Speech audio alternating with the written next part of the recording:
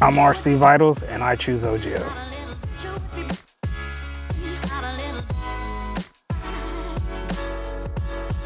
How soon they could have got on the track. I know a lot of guys went over to SDRC and were practicing, right? Because they couldn't be on hobby actions, but it was two totally different surfaces, right? So I don't know how well it translated over to hobby action, but I mean, it is what it is, and then they're the hobby action that they were used to running wasn't the same track that they got for the Worlds. No, I gotta hand it to hobby action though. The track and the facility looked phenomenal. Yeah. I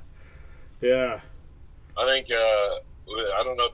I think it's Tom is the guy that owns it. Mm-hmm. Or him and a partner, maybe, I don't know. They did a hell of a job. Yeah, he did. With that, I mean, all the past champions, banners and everything. That was pretty cool. Yeah. Yeah, I just think he did a really, really good job of that. But yeah, it sucked for Spencer. Yeah. I thought he was probably a front runner to win that. Yeah. And then to see Tater win, that was awesome. Yeah. That was unexpected. But very unexpected. I was more figuring Aiden would before Tater. I didn't see Tater even coming until when it was finally happening, Yeah, I mean, you and I talked about, you and I made our picks and stuff and who our dark horse guys were. And, yeah. Tater was one of my dark horses, I always, he's a phenomenal talent. Right. And, I always thought, if his maturity level came up and he could control that gray space between his ears. Right. Nobody's going to beat him. Right. Just mainly because I've seen him do stuff with cars I've never seen anybody do. But then he loses it. He loses his mind at times. And I think once he matures a little more and can control the gray space, I think they'll be unstoppable here in maybe a couple of years. Right. Yeah.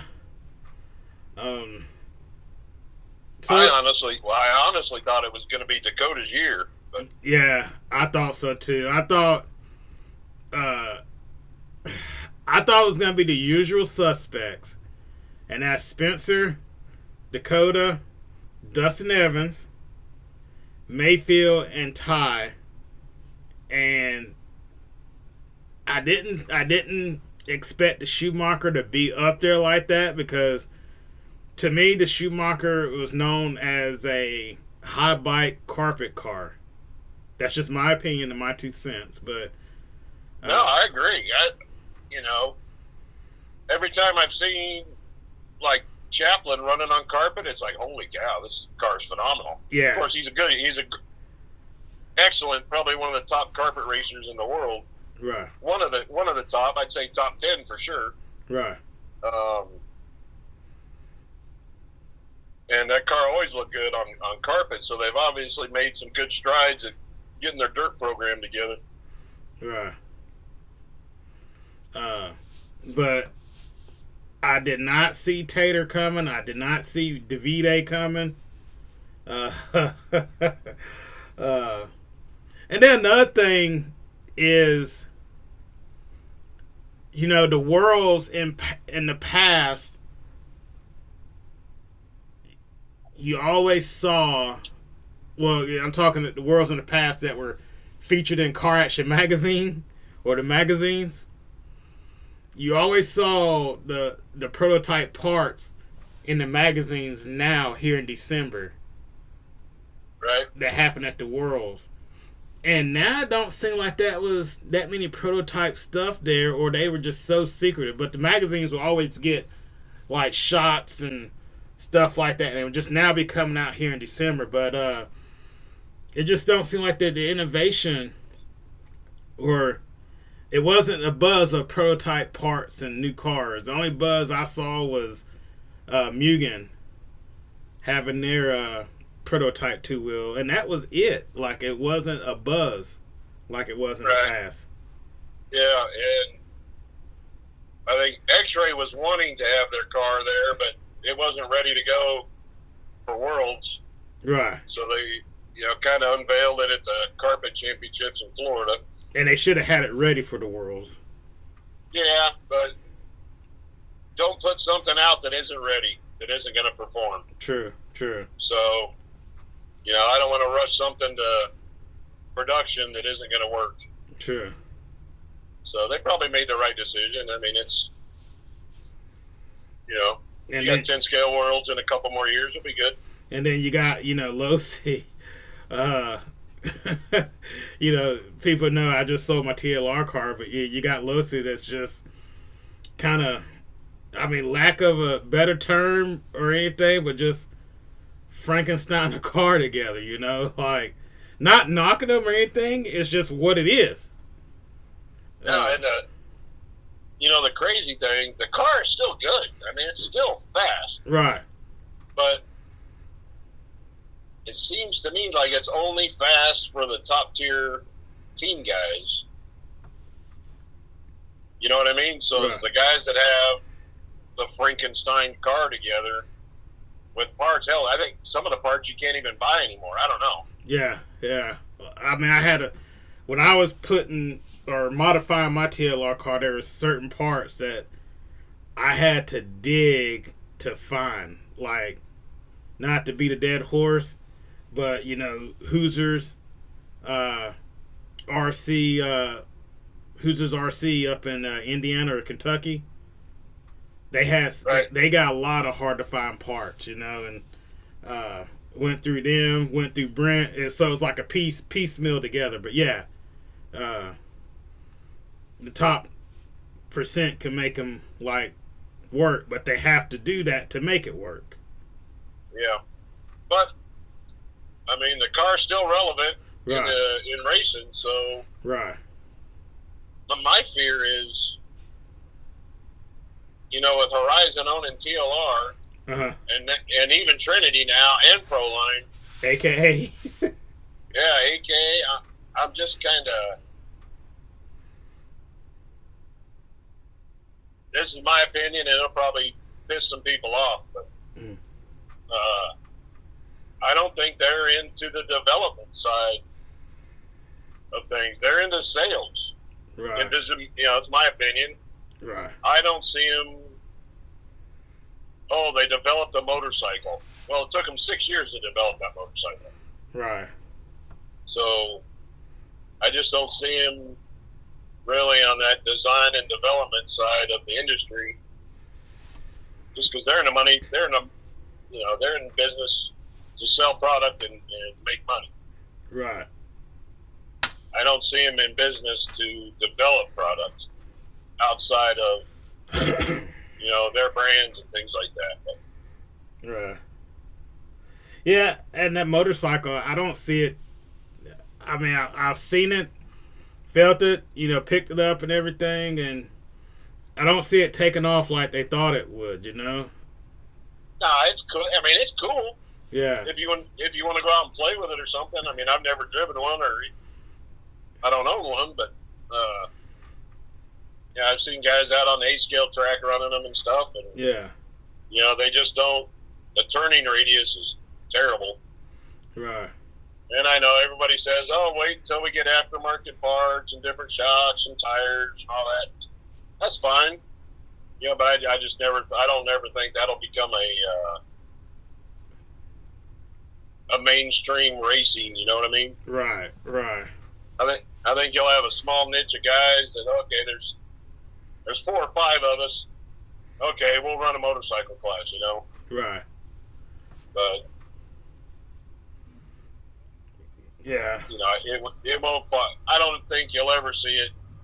Well, I hope you never see it at like a state race or region race or anything like that. Right. It's been fun to go out and watch. I know the 12 scale world is coming up. Yeah.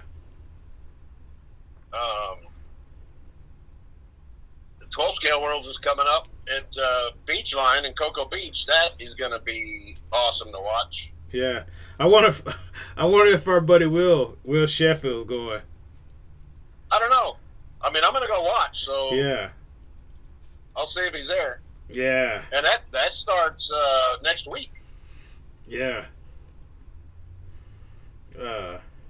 And that's another class, that was big back in the 90s was 12 scale. Yeah, I had a 12 scale car. I loved it. We had a solid rollover antennas. So if your car rolled over, it was popping back on its wheels and you were going. Right. Right. And I don't think they're allowed to use them now. I don't know. Right. But I had to check my GPS, see if I missed my turn or not. Or, another thing that's lost is concrete oval. Man, that was so much fun. I remember, we had a Hobby Stop here in Rock Hill that had a concrete oval, and we had another one in King, North Carolina that was a concrete oval. Yep, I think I raced that one in King. Yeah, and you don't hear about that anymore. I don't even think they race concrete oval anymore. Yeah, you don't even hear about concrete oval cars even. Right, because it was just a pan car. Yeah. I think the coolest track I ever raced on was Whippoorwill in Florida by Orlando. Right. And it was a D-shaped track. And I was just running stock. We had the stock handout, Green Machine motors. With the putty. With the putty and watching those. What's that? I said with the putty and the tabs.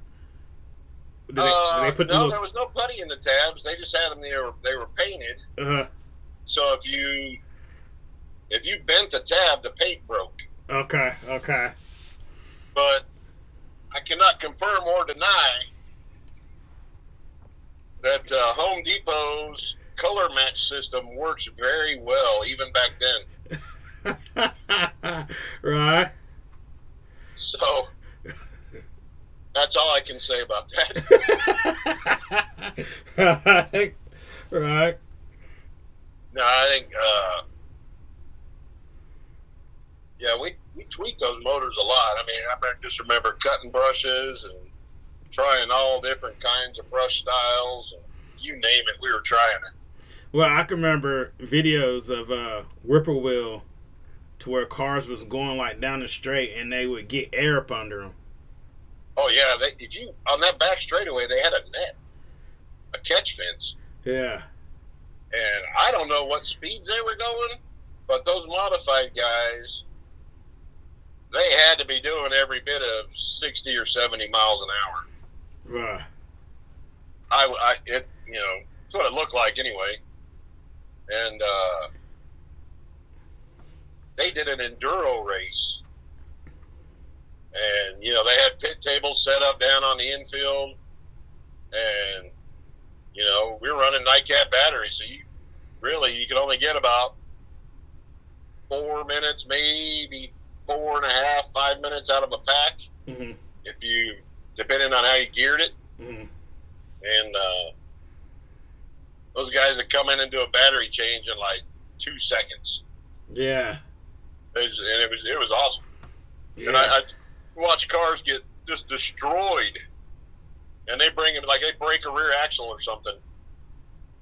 Pit crews were phenomenal. They come in, change the rear axle, send them back out. Yeah.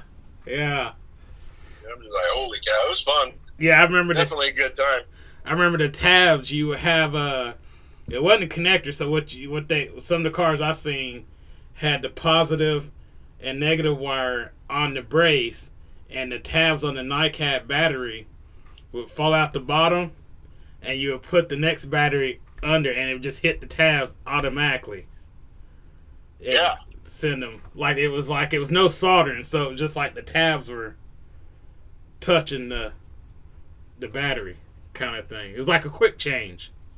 Yeah, they just had a tab, and the connector was in. It was like a breech load. You know, they seemed like maybe it was an HPI car or something, but the battery popped out the bottom. You pulled a little lever and it ejected it out the bottom. You slapped another one in, and off you went. That's a daggone. You just brought up another company, HPI. Yeah. And I don't know if it was that car or not, but it just rang a bell.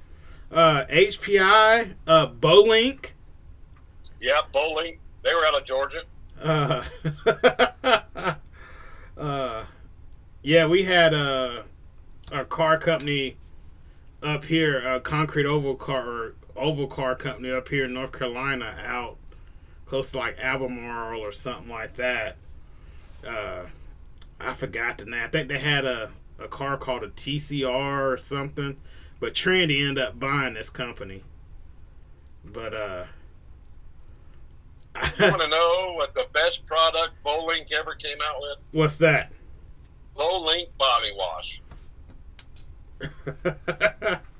They came out with a lot of product, but yeah. I don't know what that stuff was, but if you were changing decals or something, it would take the adhesive off. Mm-hmm. You know, if you were marking your body with a Sharpie to cut holes or whatever, it takes Sharpie off of your body. Mm-hmm. Wouldn't hurt the leg saying that was some good stuff. Yeah, I remember buying RC10 and everybody using Bolink products on their RC10. Yeah. Yeah. But yeah, that's forms of racing that's just like... And the thing about it, this generation now has no clue. No. Has no clue. No. Like, you know, Joel Johnson can walk into a track and these people would have no clue. Gil Losi could walk into the track and they might know who Gil is. Think so? You know. Yeah. You remember back at that Nationals in Savannah. Uh-huh. I mean, you had Pops Losi there. You had Bob Novak. That's where I met all these guys. Yeah. You know, Rick Howard. Yeah. Reedy. Went out to eat with Rick Howard. Yeah, all those guys. I mean, it was just like royalty of RC car racing. Yeah.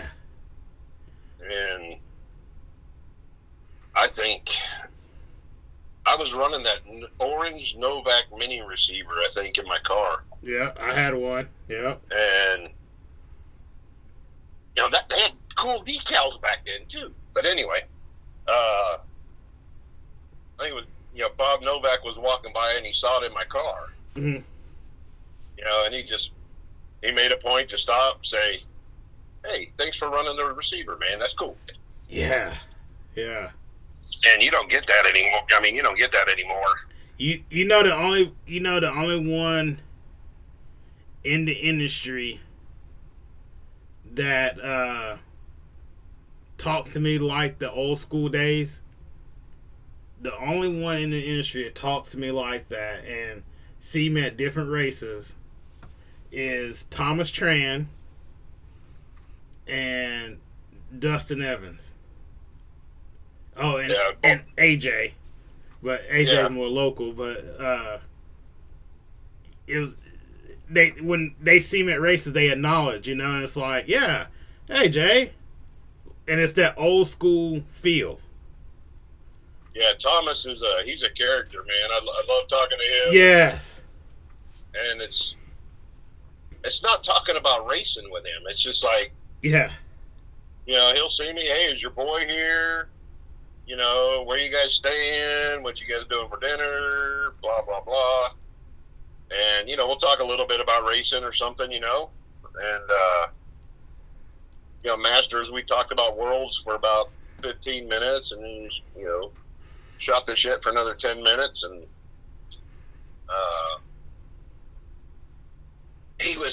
I remember at Nationals a couple years ago at Mimi's, mm-hmm. Justin and I were running short course, and we were pretty much 1-2, and he had won A1, I had won A2. It was coming down to A3, and Thomas pulled me to the side. He says, "What you gonna do?" I'm like, what do you mean? He goes, you going to let your boy win, or are you going to go for the win? Right. I said, I don't know. I said, I can't lose in either situation. Right. You know, either my son wins or I win. Mm-hmm. So, you know, I'm happy either way. And turns out, you know, ends up Justin winning it. But, you know, he thought enough to come over and have that discussion. Right. You know, and part of that was you can't let him win. If you let him win, he didn't earn it. Right. So, but it's I kind of took that to heart, and I went out there for 4 minutes and 50 seconds and whipped him like a yard dog, and then crashed on the last lap. But it's Thomas acknowledging that, and that's another thing with Thomas is he sees everything, man, and also he's paying attention to like Dakota's car and his, you know, the guys on his team's cars, but he sees everything at the event. Yeah. You don't get that from other team managers or anybody in the industry. That's that old school Bob Novak, Pops Losey feel. Yeah. But I tell you, who else watches everything, but he doesn't say much, is Jason Rona. Well, he's from the old school era. Yeah. I mean, but he watches, he sees everything. And it's amazing. I mean, we ran, it was at ENATS in Tampa. We ran, Justin was running, and we were running J Concepts tires, and, you know, we're running X-ray, so we're getting in the X-ray camp, and Ty wanted Justin to run his car with his tires so Justin could see how Ty's car handled versus our car. Right. So we put Justin's tires and we just put Justin's tires on Ty's car. Still had Ty's body on it, and Justin was out there driving it. And Jason was standing there. He come up by me. He says, "Why's Ty running J Concepts tires?" Right. I'm like, "How do you even see that?" Right. I said, and I told him, I said, that's Justin driving Ty's car with our tires on it to see how it feels compared to his. Right. Oh, okay. But it's like, how did he even see that going around the track? Right. You know, it's just, you know, I think that's why, I think that, you know, it's why he is who he is and why he's got a phenomenal business and phenomenal race team. He's come from that old school era, though. Yeah, he comes. Yeah, I mean, you think back to that Nationals. You had Rona, Owen, Mikey Mellon. Yeah. Adam Drake as a kid. J.R. Right? Mitch. He was just a little kid. Then it was, you know, maybe 14, 15 at that time. Yeah, we were all the same. We were all kids, yeah. And, who's there? Dunbar was probably there. Yeah. J.R. Mitch is a little kid. Yeah. I'm trying to think.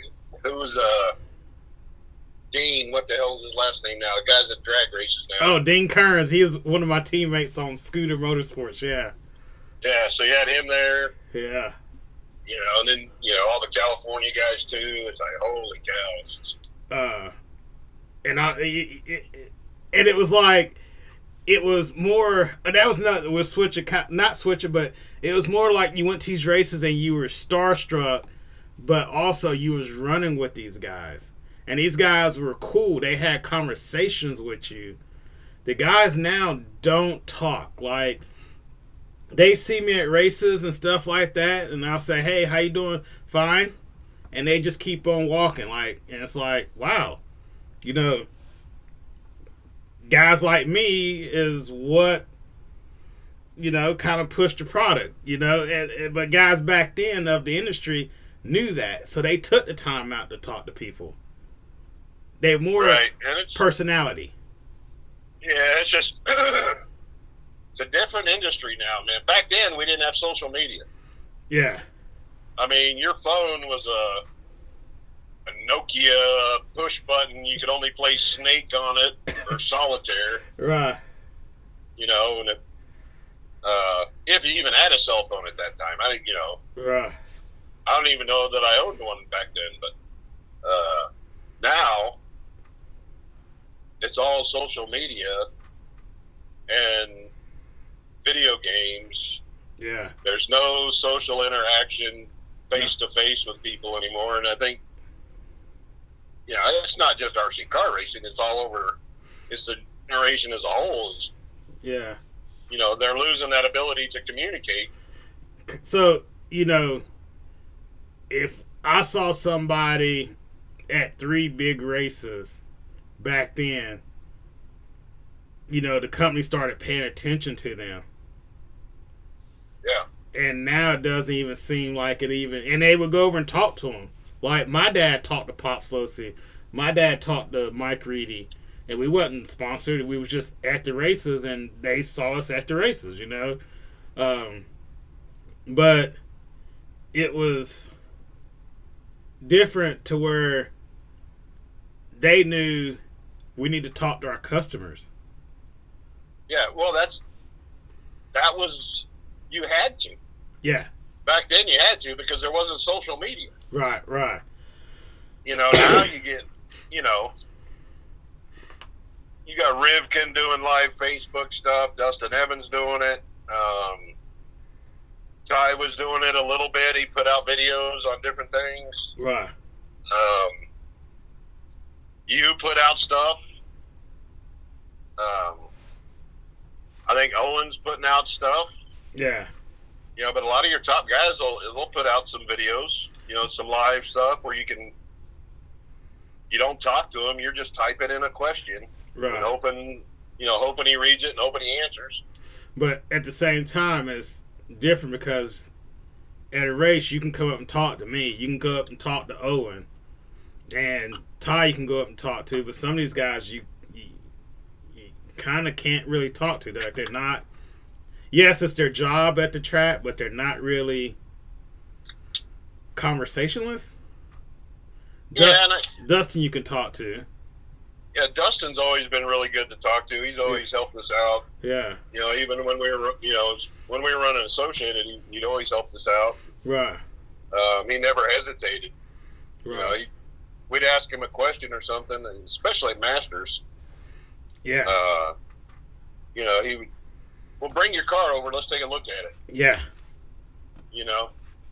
And Spencer's done that a couple times, but I think that, they got to be a little bit guarded because their time is all taken up. Right. If you get a pro guys at a big race,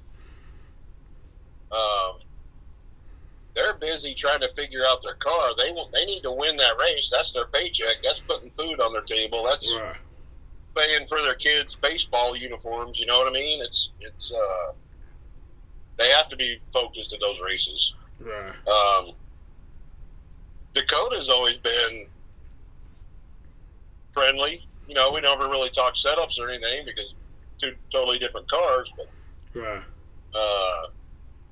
Just as a person, we've been out to dinner with him and drinking with him and stuff, and it's right.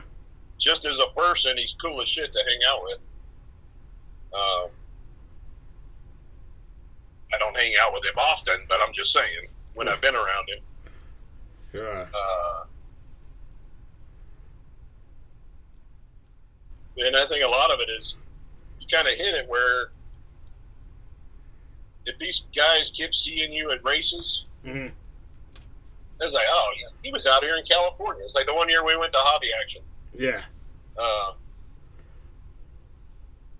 What you doing? Can't believe he made it out here. And then we see him at Masters of Dirt. We see him at another Nationals. Or we see him at another big race. Yeah. See him at the Florida Carpet Championships. You know, that sort of stuff. You know, they recognize you. They know you're trying hard to race and you're trying to put in the work to get better. And, you know, I think they get familiar with you, and then that conversation's a lot easier to have for them because they know you. They've seen you around. Yeah. Yeah. All right, bring it back to X-Ray. Bring it on back. What do you want to talk about? Team manager. Can you elaborate on anything, or I don't know. Nothing's been announced. Right. You know. They Okay. I've heard some rumors. You know, but you know, it's just rumors. I don't know what's going to happen. I think RC America from Texas is going to kind of manage the team. Right. This is just a rumor. Right. So right. I don't know if it's true or not. But, right. And I don't want to. I hate spreading rumors. Right. But it's just what I've heard. Right. That RC America will kind of run the team administratively from Texas. Right. And then they might possibly have kind of like regional reps, similar to what AE does. Mm-hmm. I don't know how true any of that is. I don't think they'll go to the point where they'll have a rep for each region, like the Roar regions. They might have somebody for the West, somebody for the East, somebody for the Midwest. Mm-hmm. I don't know.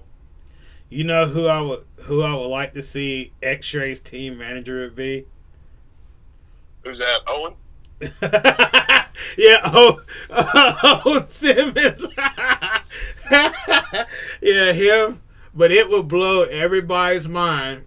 Now, this is just me throwing it out here. I don't talk to this guy or this organization on regular. This is just a hyper or my imagination. That's what I'll put it like that. My imagination. Okay. It would blow everybody's mind if Thomas Tran went to X-Ray. Oh yeah, that would blow everybody's mind if that happened. But or Brent Thelke go. No. You don't see Brent leaving. That's AE. I like Brent, but I don't know that I would want to race for him. Right. Just because I don't think he does a good job. He does a good job with his pros. Right. But he doesn't do a good job with the Joes. Right. And That's just what I see from the outside looking in. Right. Thomas has that covered. Like he's bouncing all the way around. Yeah, Thomas is good. And that was something Gord was really good at. Right. You know, it didn't matter if you were just running X-Ray. You weren't even sponsored by X-Ray. Seen it with my own eyes, yeah. He'd go over, you know, you might have an X-Ray shirt on or something, and he would go and ask you how your car was, what do you need, can we help you? Yeah. And nobody does that. No. And that's, you know, like him or hate him, you know, Gord was going to speak his mind. Yeah. And 99% of the time, he was probably right. Right. You know, but he's not gonna dance around something. He's gonna tell you how it is. You know, and you can either like it or hate it. Right. You know, if you're one of those that, he hurt my feelings, yeah, you're not gonna like it. Right. But you know, I watched it. It was an INS race at Beachline. Those 2 years we ran those INS races there. Mm-hmm. And it was a team member that should have been getting his tires ready, getting his tires prepped, but he was out socializing, for lack of a better term. Right. And Gord jumped in for it, man. He just laid explained to him, it's like the guy was complaining about his qualifying results.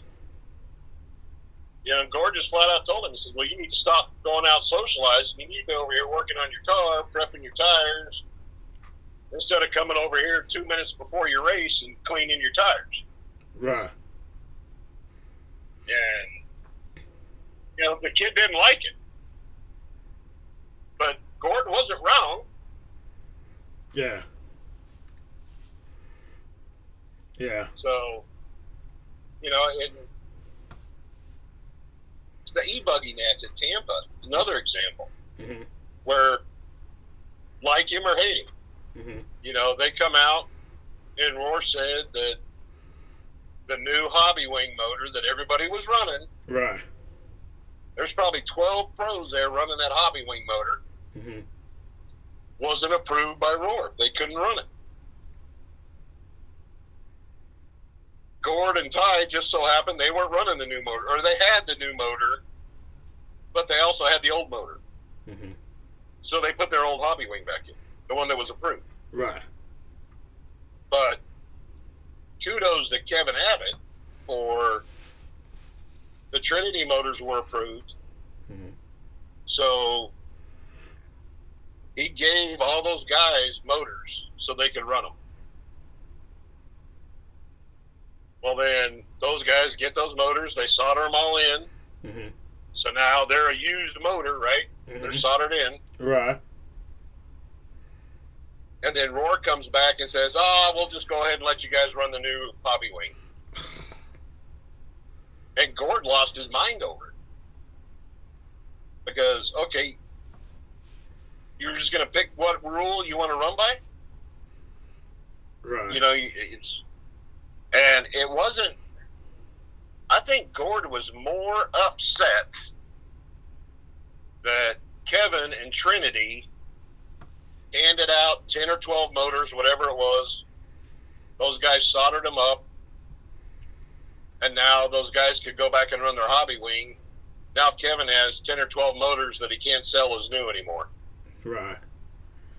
So I think Gord was more upset over that and basically what Roar did to Trinity at that time. You know, granted, it's 12 motors, 10 or 12 motors, whatever it was. But still. And in the grand scheme of things, it's not a lot of money. Right. For that company. But it's the fact that they did it, and that's what made I think that made him madder than anything. And, you know, but a lot of people did not like him because he was speaking up against it, and I'm sure the Roar officials didn't like it. But which he should have because he has a platform. He has some clout, kind of. Yeah, but I mean, he wasn't wrong in any of it. Right. So, I'm sure he's been wrong about some stuff. I'm not saying he's perfect. Nobody's perfect. Right. But majority of the time, you know, he's pretty spot on. He just wants everybody to follow the rules. Right. You know, and the rules are in place, so we follow them. You know, and everybody races on basically a level playing field with the rules anyway. Right. And you know, that was really a lot of times when I heard him complaining, that what he was complaining about or fussing about. And